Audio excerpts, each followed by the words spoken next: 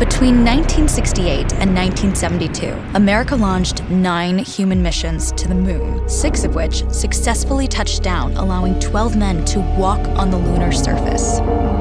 NASA's next chapter of lunar exploration, called Artemis, has the task of not just going to the moon to create a long-term human presence on and around it, but also to prepare for ever more complex human missions to Mars.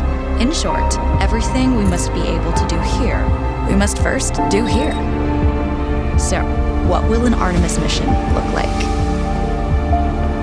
Everything is designed and tested with our most important element in mind, the astronauts. This is their deep space, human-rated spacecraft called Orion, built in 3 parts. The crew module, where up to 4 astronauts will live and work throughout the flight. The service module, with life support systems for the crew and its own engine and fuel reserves.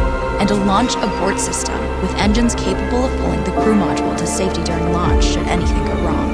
To accomplish the task of launching our crew and heavy payloads, NASA is building the Space Launch System, comprising of a cargo hold, an exploration upper stage, a massive core stage, and 2 extended solid rocket boosters. Altogether, this is the world's most powerful rocket, and it exceeds the legendary Saturn V of the Apollo era in numerous ways. Sitting on the launch pad, the entire rocket, fully fueled, weighs just over 6 million pounds, 5.2 million of which is just the fuel. Once ignited, there is no stopping what comes next. All 4 RS-25 engines and the 2 solid rocket boosters come to life, thundering our crew upwards. 2 minutes after ignition, the solid rocket boosters are spent and released. 8 minutes after launch, the core stage is depleted and separated. The upper stage fires briefly, placing Orion into a parking orbit around the Earth.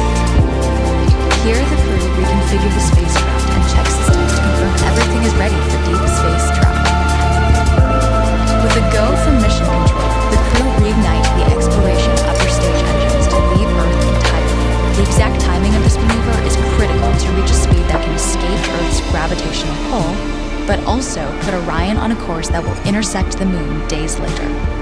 Once this burn is complete, the upper stage of the SLS is jettisoned and the crew aboard Orion coast for several days toward all that awaits them at the moon.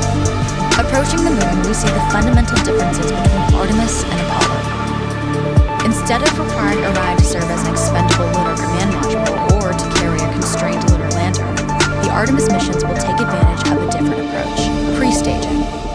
Everything needed for lunar missions will be positioned in advance by commercial and international partners. This includes rovers, science experiments, and human-rated systems on the surface.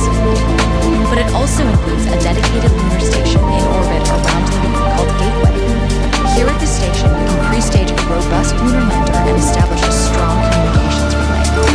Designed with open standards, the Gateway can be expanded as new missions and partnerships develop, allowing multiple human missions on the moon at the same time and enabling ongoing science to be conducted even between human missions.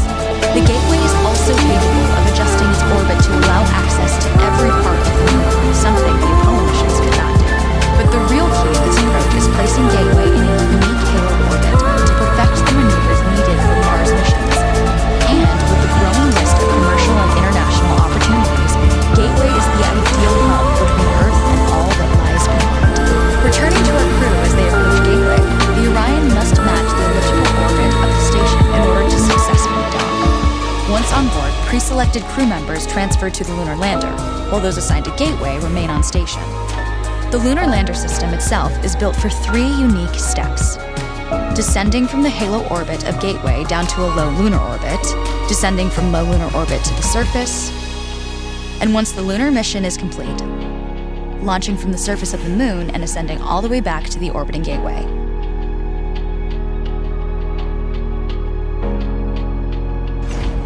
Once back aboard the Orion spacecraft and undocked from Gateway, the crew fire their engine once to break out of the halo orbit, and once again to sling the spacecraft around the moon, placing it on a multi-day trajectory back towards Earth.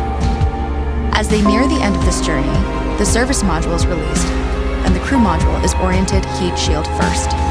Entering Earth's atmosphere at 25,000 miles per hour, the friction of air slows Orion considerably, while also subjecting it to temperatures of 5,000 degrees.